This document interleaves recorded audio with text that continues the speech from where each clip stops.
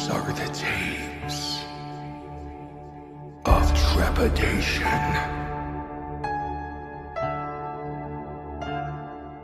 Halloween bonus episode. Spooky season.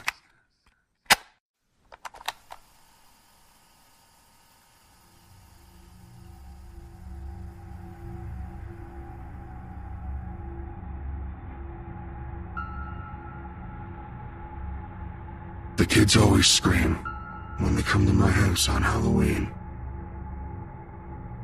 They falter when they get to the end of the driveway, looking up at the hanged bodies I've dangled from the archway, their intestines spilling out and their faces red and bulging. They creep, slowly, rhythmically, as the wind catches them and spins them around, going back and forth. Their eye sockets are bloody hollows, their contents long since pecked out by crows. Those same crows greet them as they make their way nervously up the drive, beady eyes glinting in the candlelight, cawing harshly from the big willow trees that line the path. There are other things, too, in between those trees, even harder to make out. An anguished face here, a huddled rat with its awful meal there. Branches that grow eyeballs and severed hands like fruit. The many limbs of a car-sized spider are caught, faintly, by the light from the house. And a lot of kids lose their nerve at that one as soon as they make it out, spitting away at a choking woman trapped in a spreading web. And then they see the house itself, and I see all of them stop, if only for a moment. Rows of uneven graves lead up to it, their headstones askew, their plush fresh dug. Long limb things lurk in the shadows of mausoleums and crypts, slipping futilely out to paw at the earth or scuttling away to hiss at the intruders on their territory. Away beyond, hedgerows form a choking maze, filled with looming scarecrows whose pumpkin eyes flicker and flare, and then melt away into a wall of dark pine trees, their branches filled with gleaming, hunting eyes.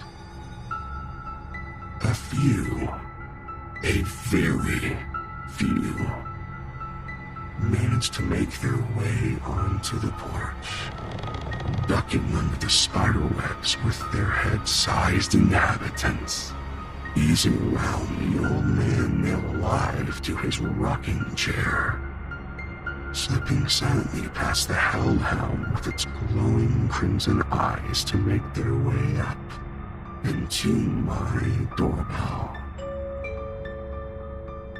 That's the part I'm waiting for. Slowly,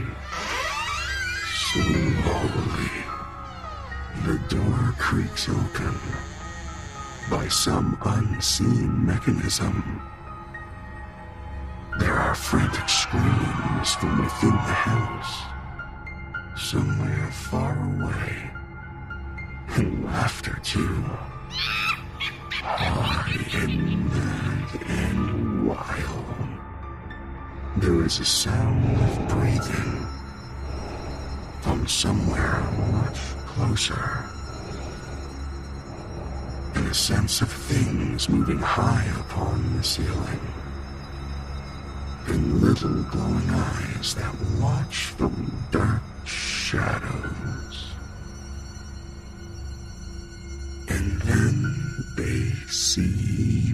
see.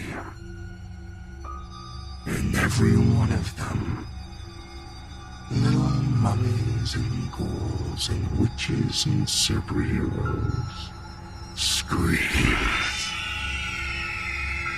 I peel myself away from the wall, a terrible, towering form in a deer skull mask. A cloak trailing on the floor that seems to conceal far too many legs. Long hands like hunting spiders reach out towards them. As a light ignites behind the mask and casts them all in haunting, flickering brilliance. I begin a long, low chant, bidding them draw closer, beckoning them inside. They bolt, then every one of them, candy buckets and props thrown to the ground in their haste to flee. The door slamming closed behind them as though through its own conscious displeasure. I go to the window and see them running in stark terror down the driveway, and occasionally looking back to catch a glimpse of my terrible silhouette still watching them. It's all fake, of course. All lighting tricks and animatronics and the hidden speaker system performing its masterful work. All rubber creatures bathed in eerie glows that make them seem to move. Or props made very carefully over the course of the year. Their every detail perfected and made photorealistic. Nothing more than smoke and mirrors and eerie music. Or at least, most of it is. Happy Halloween.